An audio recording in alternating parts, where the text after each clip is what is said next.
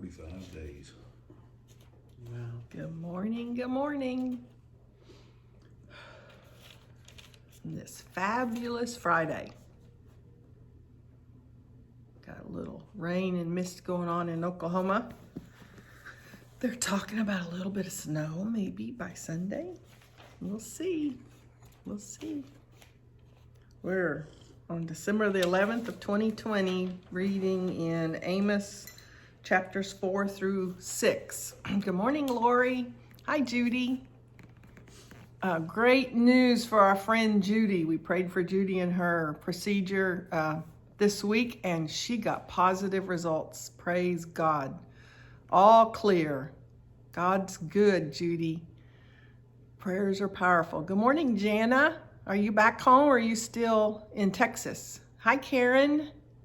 There's my sister, Carrie Steinke.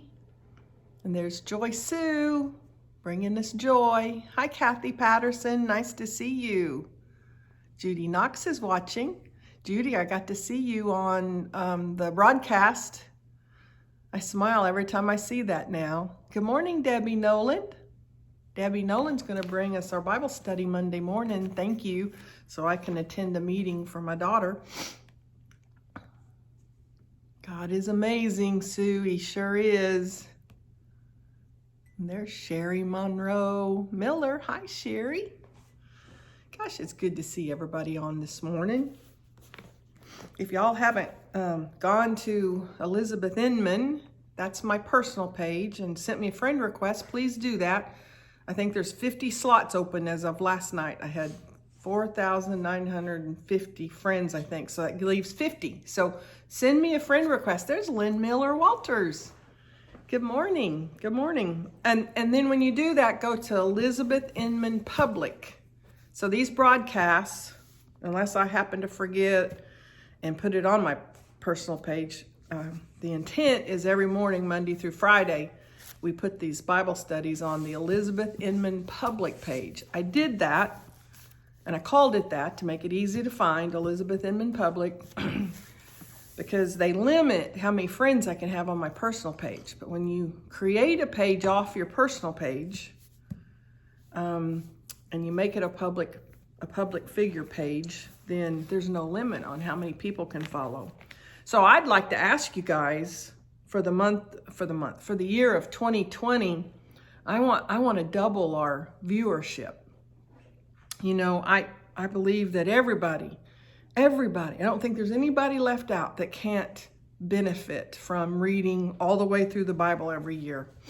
And so between now and the first of the year, let's see if we can double our viewership and encourage more and more people to read through the Bible all the way through. That's what this 1 year daily Bible, the Tyndale version that we use is for, so that when you start January the 1st, go to December the 31st, you've read all the way through the Bible. In fact, you've doubled the Psalms and the Proverbs, more than doubled the Proverbs in a year's time. So it feels good. And the other thing that happens, guys, is that there's a different level of understanding that happens when you're not taking things out of context. There's Nicholas. Hi, Nicholas. It's always a joy to see you on. There's our Eileen giving us our morning hugs, too. Gosh, I love seeing you guys on here.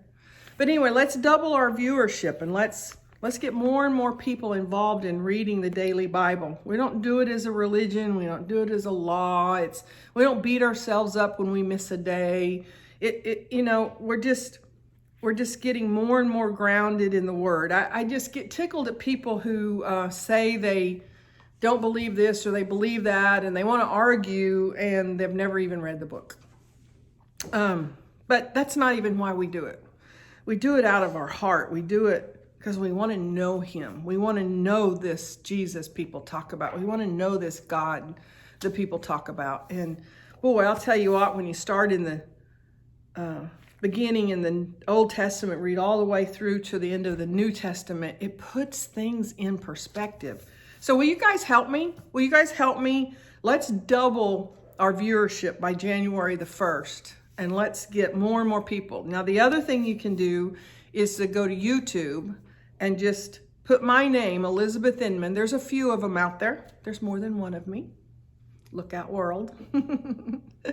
But look for me, Elizabeth Inman, and I post my videos on there as often as I possibly can. I'm not a real techie person. I do miss some on my YouTube, but I try not to. Let's see if we can double it. Let's get this good news out there. I mean, how many of y'all understand? The news is saying that every day between now and the new year, we're going to have more deaths from the pandemic than what happened on 9/11. That's what you hear when you watch the news. That's the kind of information that is on the news. If depending on which channel you're watching, you can hear that every 15 minutes. Do you understand how they're brainwashing us? Do you understand? Now, I've said this 1,000 times. I'll say it 1,000 times more. One lost is too many. One loss is a tragedy. My family lost a very dear friend to this virus. My family has had this virus. My dad and my stepmom, Lori, who's on here, her family, we've had family members. That's what I'm trying to say. Yes, the impact is there. I'm not denying that. I don't deny facts, but I live by truth. So do you not understand how clearly people need hope? How clearly people need the good news? How people need daily guidance on how to get through their lives. Today, December the 11th, what is God speaking to us? And if we're not real sure, then a great place to start is let's read on December the 11th. Let's read in His Word. And if I'm not at a place that I'm hearing it, the Rhema word, because He's always speaking to us. There's never a day, there's never a moment in time that God's not speaking to us. But when we can't hear, because every 15 minutes they're telling us we're going to die, then we better get in the Word. And we better spend some time. So help me double it. Let's double it by January 1st. And I'm just up front with you guys. I'm not about numbers. I'm being as transparent with you as I can. I don't even know how many people watch. I don't know how to measure that. I'm not going to be able to come on January 1st and say, yay, we did it. It's not about the numbers. It's about the people who need the good news. It's about your ability to have an impact in your world by spreading good news, by giving them hope. Judy, I'm so sorry you lost somebody precious. I know what that feels like. Hi, Carolyn. And Ann's on with us. I mean, really and truly, we're at a place on December the 11th of 2020. I don't think we can find a single person anywhere on the globe that hasn't had an impact by this virus.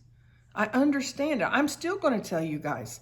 I still am going to tell you guys, we as believers need to rise up and speak to that virus to leave the face of the earth, dry up and go back to the pits of hell. We need to take the authority that we've been given and cast this thing down. We got to rise up in our belief that we can even do that.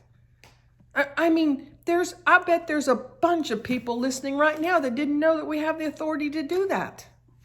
We have that authority. The same Spirit that raised Jesus Christ from the dead is the Spirit that lives in us. Okay, so with that, we're going to get started. I tell you guys that, so far, and I'm gonna be up front with you guys. We've given out dozens and dozens of these Bibles right here. 1 Year Bible, New Living Translation. The New Living Translation is written on a 3rd grade level. It's to be easy to read. It conveys message, not meaning. It's not a word for word translation. It's not meant to be. Today is a perfect example. If you see me, in fact, I got a few comments here in the room when I started out. I've got my King James Version here in front of me this morning because there was a reading today in the New Living Translation that confused me. and I wanted truth. So I went to my King James Version this morning to get truth, to make sure that I'm not losing something in the translation.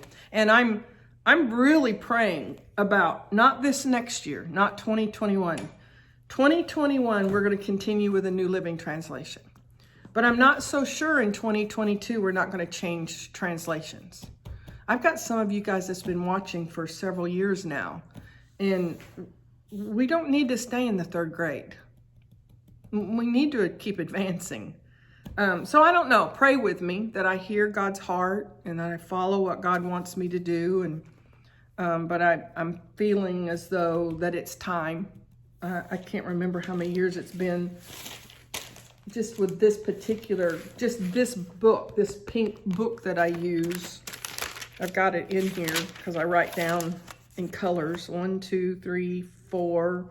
I think it's my 5th year, maybe my 6th year of using this particular book right here. So that's a long time to be in the New Living Translation. And so this morning, though, I'm going to read something out of the King James Version. But anyway, so we're in the book of Amos. Yesterday, I mentioned that this was written around 750 BC. There was a woman in a, oh, no, I'm jumping ahead to the New Testament. Sorry about that. About 750 BC, it was a time when there was peace and prosperity among the people, and God is definitely telling them that they've grown complacent. And in their complacency, they got, maybe, I don't know. I don't like labels. So in their complacency, they got lax, and they started allowing different things to happen. For instance, do you guys understand what Bethany is? Bethel, not Bethany, I'm sorry. Bethel is? Bethel is actually where God renewed his covenant that he had with Abraham, with Jacob. So it was God and Jacob. He renewed the covenant with Jacob, the same covenant that he had with Abraham. And so the city of Bethel was considered to be one of the most religious, in fact, it was considered to be the religious center of the time. And they'd actually put an idol there. There was an idol there. Now, I want to remind us what idols are. And again, I'm just transparent with you guys. I read, just to be reading historical texts for so long. I think it was part of my process. I think that, I don't think it was wasted, but for years and years and years, I just thought idols were exactly what I read, and that was a golden calf that was made. It was a wooden carving that people worshipped. It was an elephant. I mean, we've got, today there are religions that worship elephants. It was physical things. And for years, that's what I thought. It took a long, long time, and a lot of time with my Lord, before he started revealing to me the idols in my life. There was a time in my life when I made my job, my career, an idol. I worshiped my career. I literally, there was a time in my life I gave credit to my career, my job, for saving my life during the period of time I went through a divorce. During those, I don't know, 5 years, a 5-year period of time, 2 years leading up to my divorce, 3 years after that. Oh my gosh, it was nothing for me to work 14-hour days. It was nothing for me to work 6 days a week, sometimes 7. And I come out on the other side of that saying that I'm not sure I'd still be alive if it hadn't been for my job, for my career. And then I remember it was a morning I fell to my knees, probably about 18 years ago, in my kitchen floor, that I told God, I'm yours, I'm yours. I'll go where you want me to go. I'll do what you want me to do. I'll walk away from this job. I'll walk away from everything I love. You can send me to Africa and I'll sleep on dirt floors and huts. If that's what you want me to do, Lord, I'm yours. I am yours. And I mean, it was a total, complete submission that I still walk in to this day.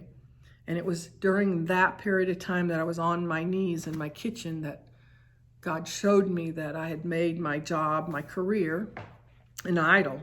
And then through the years, he's shown me other things.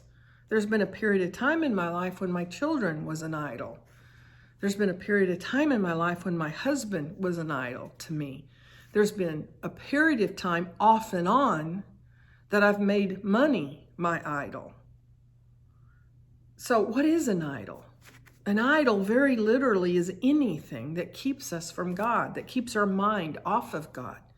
Keep your mind stayed on God. Seek ye first the kingdom, and all these things will be added unto you. Hide this word in your heart so that you might not sin against him. How am I going to hide his word in my heart when all I'm thinking about is the next promotion, or how I'm going to pay the bills, or what I need to do or say to my children, or what is my husband upset about today, or what do I need to do today to get his attention? Or, I mean, the list just goes on and on. So anything that takes the place of God in our hearts and in our minds and in our thoughts. You know, when we lay our head on the pillow at night and we do an inventory, what was the predominant thought? Just think about it right now, to this morning, December the 11th of 2020, yesterday, 24 hours in a day. So we slept 8 hours. So we have 16 hours. Of that 16 hours, how much of your time was spent thinking about God and his purpose for your life and what he was speaking to you and what he may have you do or not do on that day, in that moment? And how much time was spent thinking of carnal things in the world? We all have idols. We all have idols. I battle it today. And I'm so much farther along in this process than I've ever been in my life. But I still have a long way to go. One of my favorite teachers says, you know, I'm not where I need to be, but thank God I'm not where I used to be. I'm on my way and I'm okay. We're all a work in progress. And the readings that we're reading and have been reading all throughout the Old Testament is such reminders for us today about what is it that we're placing instead of God. You know, here it was, Bethel, a holy place, recognized through the years. You know, we went through 2,000 years before the law was ever given to Moses. 2,000 years.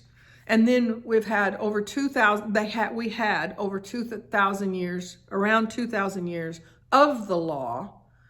And then a little over 2,000 years ago, Jesus came and fulfilled the law. And we're still talking about Bethel. The significance of that place. You can travel there today and see it.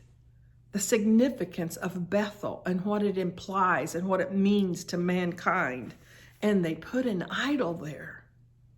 And so I was talking to Tom this morning, and he'd already read his Bible study this morning, and I was in the middle of reading mine, and I asked him what he got out of it this morning, and he thought for a moment, and he said, God sure hates idols. I thought, oh, that pretty well sums it up. Pretty well sums up. God hates idols. He hates anything that comes between us and him. Anything.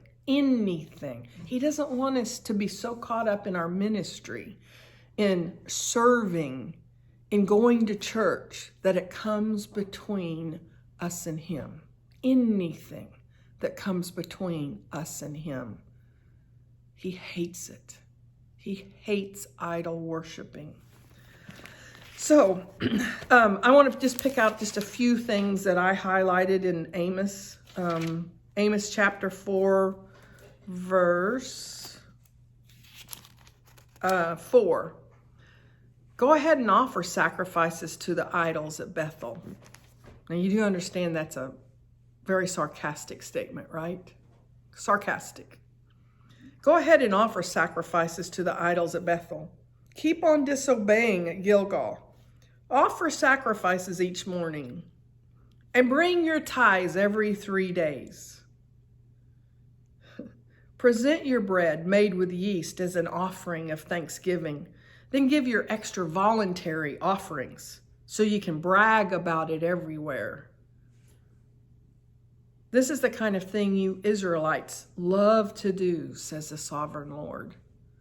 You know, I read that this morning, and, you know, it quickened me. It was, you know, go ahead and offer your sacrifices.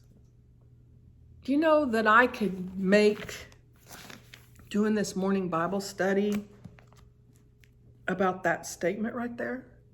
It is a sacrifice of my time. Sometimes it's a sacrifice of my sleep.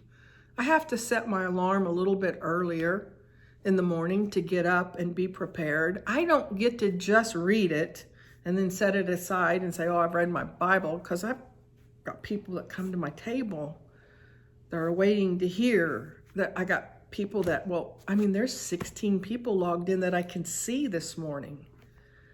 I have people listening. I've got people that's watching. I could make it about the sacrifice. There are times that little stink bug gets on my shoulder, and I know he does it to you too, because if you're watching this video, chances are you're reading the Bible through every year, or at least making a good stab at it every year. You're reading more and more all the time, or you wouldn't take your time. I mean, it's a sacrifice for you guys to log in and listen. Go ahead, offer sacrifices to the idol at Bethel. But if we make it about the sacrifice, and if I come in here every morning telling, you know, the girls and boys at this table, I love calling this girls and boys. Oh, it took me an hour and a half to get anything to say this morning. Oh, I looked up 16 different references. Do you understand what I'm saying? I'm using myself as an example so that you can see what God wants you to see this morning. There was a reason he wanted you to read this morning. Go ahead, offer your sacrifices. You know, I tell this story all the time. I'll probably continue to tell this story.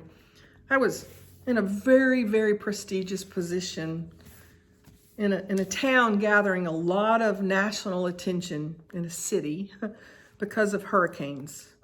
And I was in there doing God's work. Yes, I worked for the government. I had a great job. But I went in there because God told me to go. Tom and I picked up and moved to that town because God said go. So when I went, it was all about God. So I started being very bold with my faith and speaking to people. And I had a young woman who I'd been visiting with and encouraging, and she was struggling. And I was talking to her about prayers and the power of prayer, and had spent some time with her.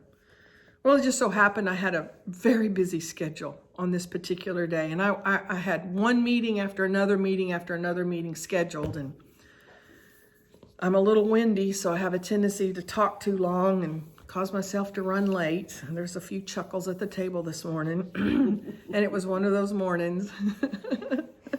And had a room with probably, 100, 120 people in it. And I'm getting ready to pack up. I got to go to another meeting. I'm in a hurry. I'm rushing. I'm in a hurry.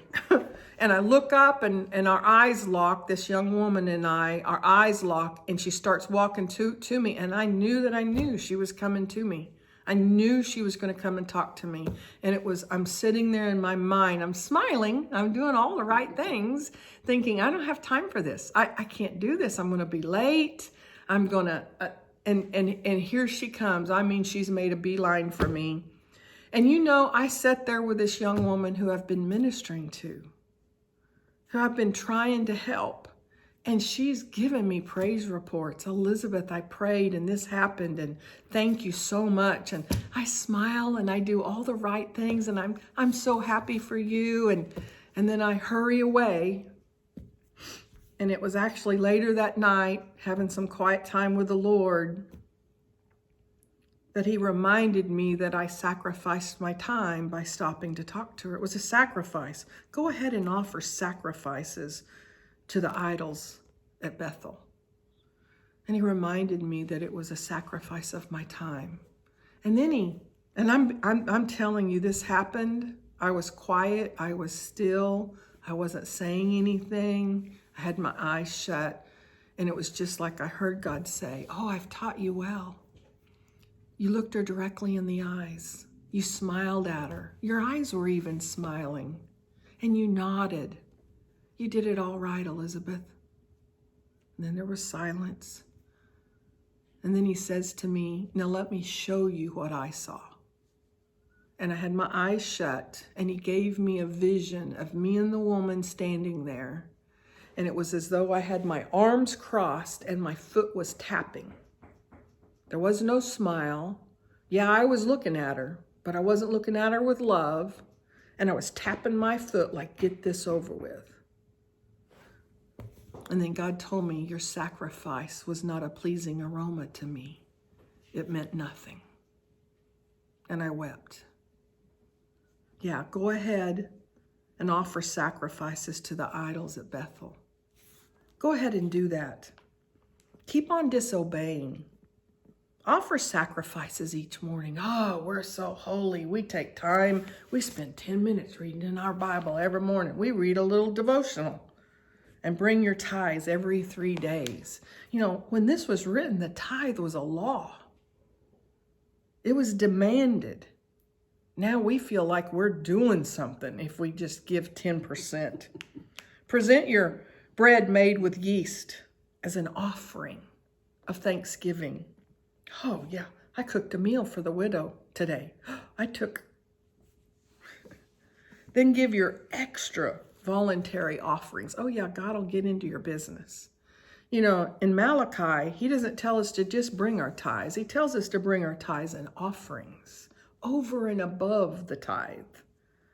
All law. We feel good if we've given a tithe. We puff up if we're giving offerings. So you can brag about it everywhere. This is the kind of things you people love to do, says the sovereign Lord. You know, the last couple of days I've talked about correction. I've talked about how God lovingly, I'm dramatizing things. I'm using myself as an example so that we open our hearts up. Instead of opening up to Amos chapter 4, verse through 6, and think, we are reading the same stuff over and over again. The theme has been the same about how God hates idol worshiping, how he hates sin. All of the sins they were doing is over and over again, from Amos all the way back through whatever was before us, Amos, and then Joel and Ezekiel and Jeremiah and Hosea and Daniel. And it's so easy to wake up on December the 11th and go, okay, I'll read it because then I can brag about it. I've read all the way through the Bible. I didn't miss a day. And it's just our reminder that when we do things with a wrong attitude and with a wrong motive, that it's not a pleasing aroma to our Father and it means nothing. He doesn't even recognize it. Yeah, it was a good reminder for me this morning. So now I'm going to go to chapter 5, verse 6. Yes, 5:6. Come back to the Lord and live.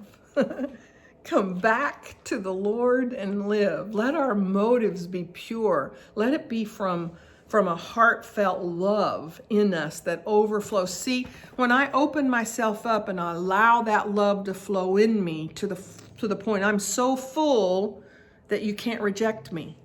I'm so full that your abandonment means nothing to me. I'm so full that you can insult me and I'm still going to love you. I'm so full of love that even if you slap me, I'll turn the other cheek. I'm so full that it overflows and it spills out, and all of a sudden, yeah, I love the lovable. How easy it is to love the lovable, but I'm so full of his love that it spills out that then I start loving the unlovable. And people go, what?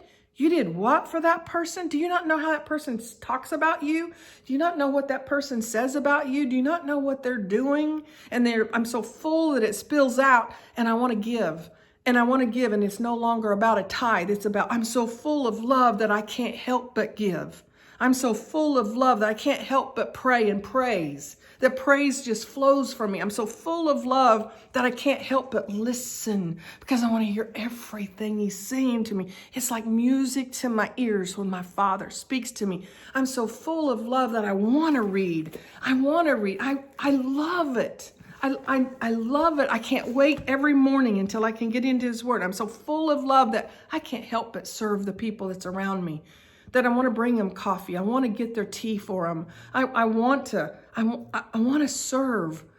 I'm so full of love that I can't help but want to give. And so no longer am I counting it as a tithe. 10% means nothing to me. When I'm so full of love that it overflows, that I'll give every last dime, like the woman who come into the temple and gave her last 2 pennies and heard her Savior say, she's given more than all of these. And you're so full that you can't help but want to be around other believers and fellowship, that you want to go to church. You miss it when you don't go to church. That you're so full of love that it overflows, that can't wait to grab your grateful journal 3 times a day at least.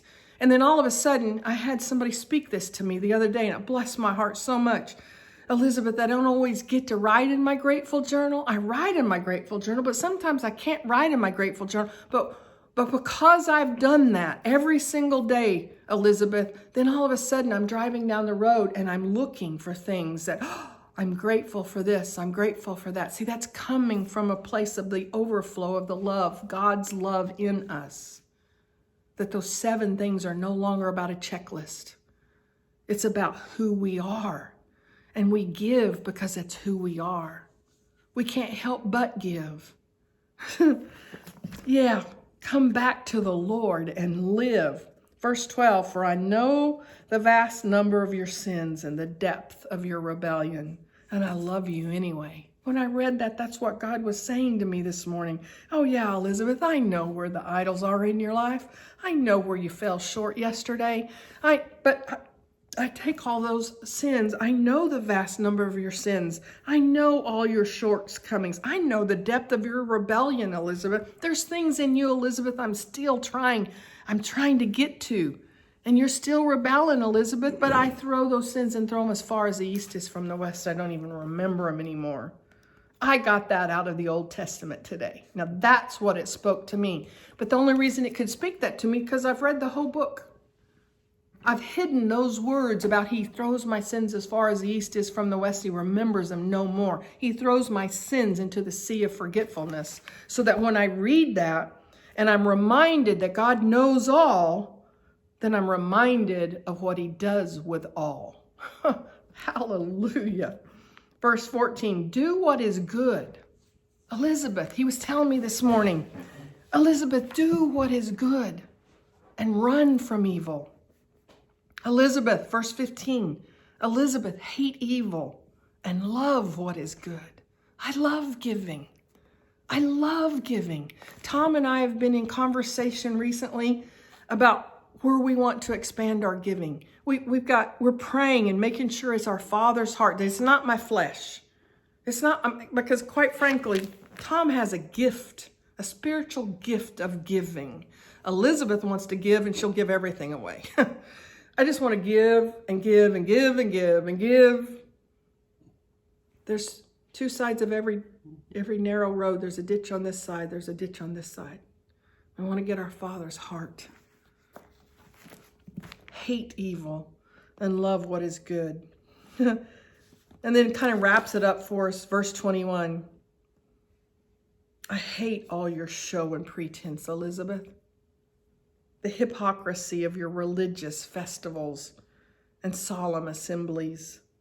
I will not accept your burnt offerings and grain offerings. I want your heart. I want your heart. Immediately following that for me, it's not written. It's Old Testament. It's about the laws that they were breaking.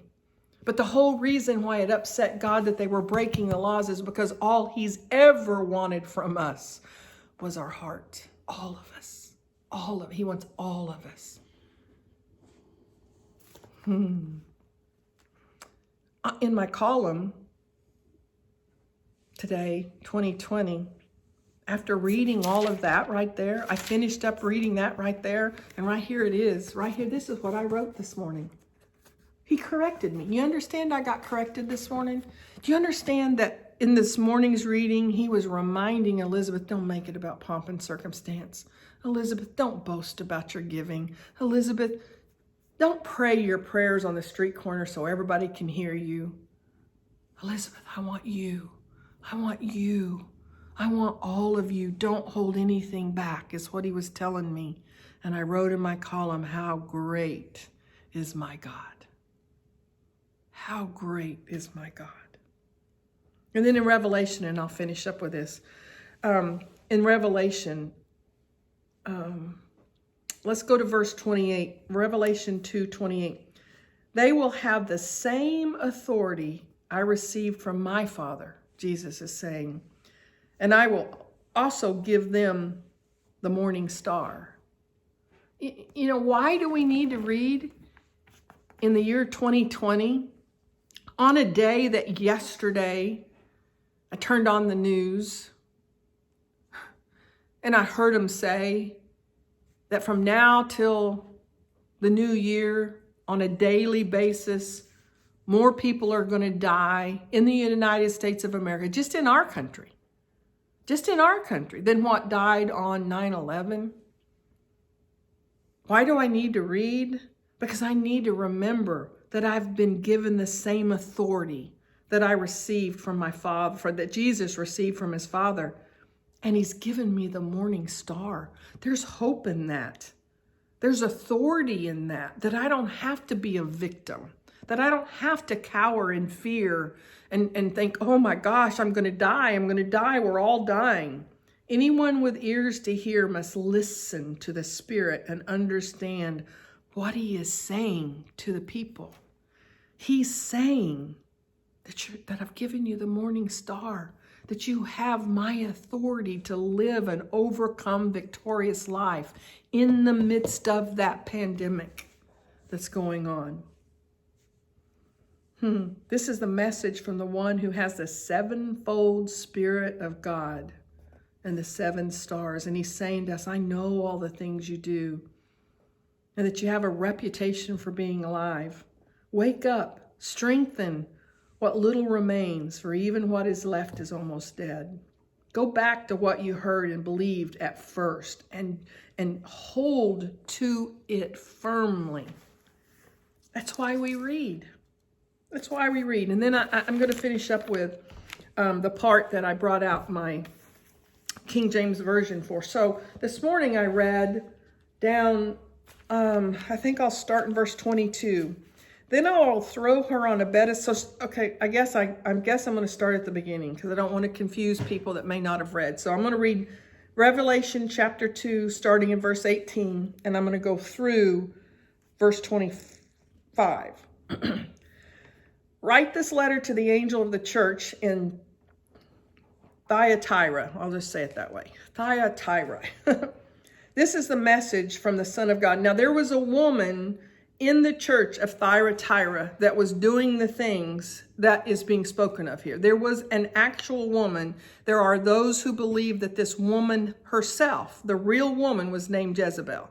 Now, we also know that there was a queen Jezebel who is to this day known as the most evil woman who ever walked the face of the earth. And her husband's name was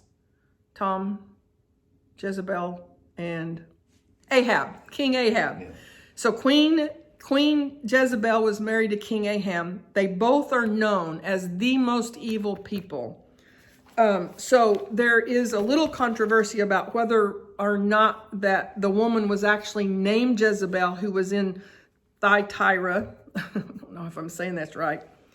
Or if indeed that it was being referenced as the spirit of Jezebel, which is from the evil Queen Jezebel. Doesn't matter.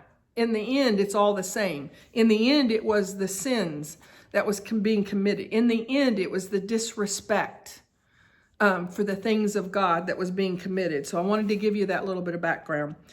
Write this letter to the angel of the church in Thyatira. This is the message from the Son of God, whose eyes are like flames of fire, whose feet are like polished bronze.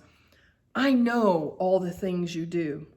I have seen your love, your faith, your service, and your patient endurance, and I can see your constant improvement in all these things.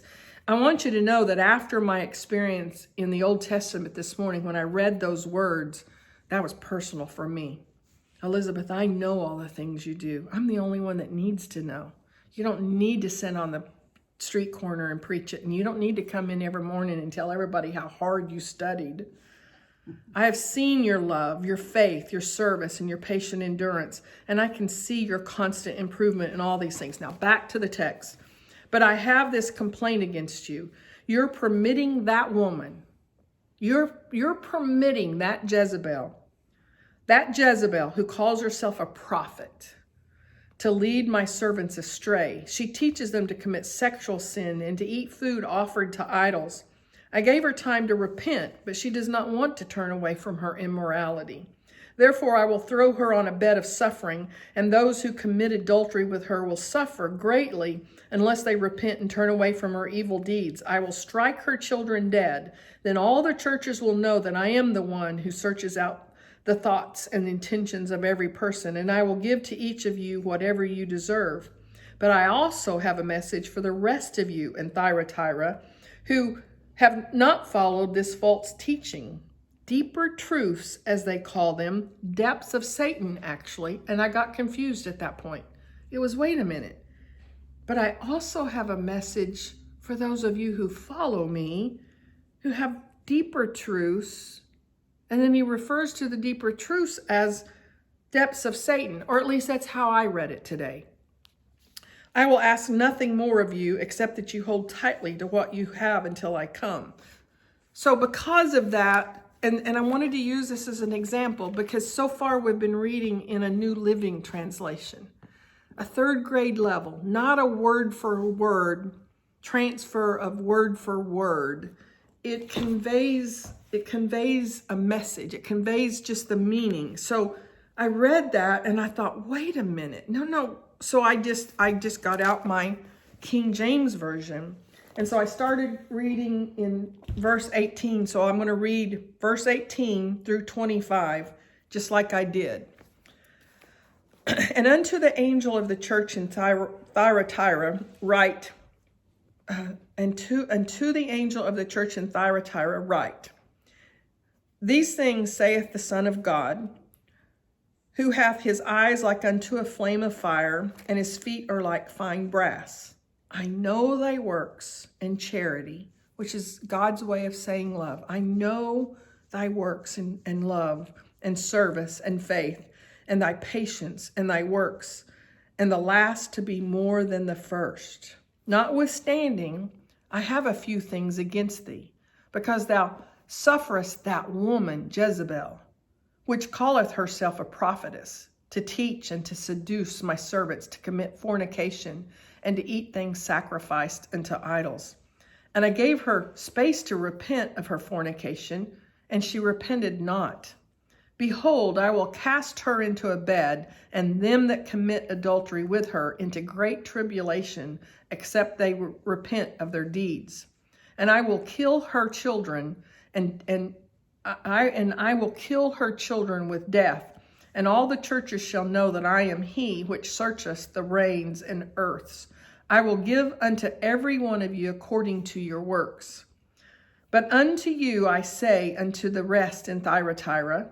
So here's the part that I wanted to hear, I wanted to read. As many as have not this doctrine, and which have not known the depths of Satan, as they speak, I will put upon you none other burden. Do you understand that that sounds totally different than what we read in the New Living Translation? It brought such clarity for me. And I wanted to use this as a teaching moment of how and in what context I put the New Living Translation or any other translation. To the best of my knowledge right now today, on December the 11th of 2020, the most literal translation of God's Word that we have is the King James Version.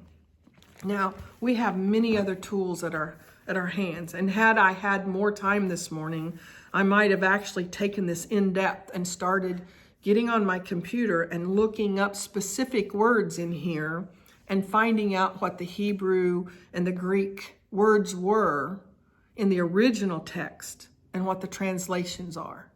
That's how we do Bible study. That's how we overcome the criticism of, oh, well, all these books are just written by man. No, they're inspired by the very breath of God. Every I dotted and every T crossed is on purpose for a purpose. And I believe this word of God.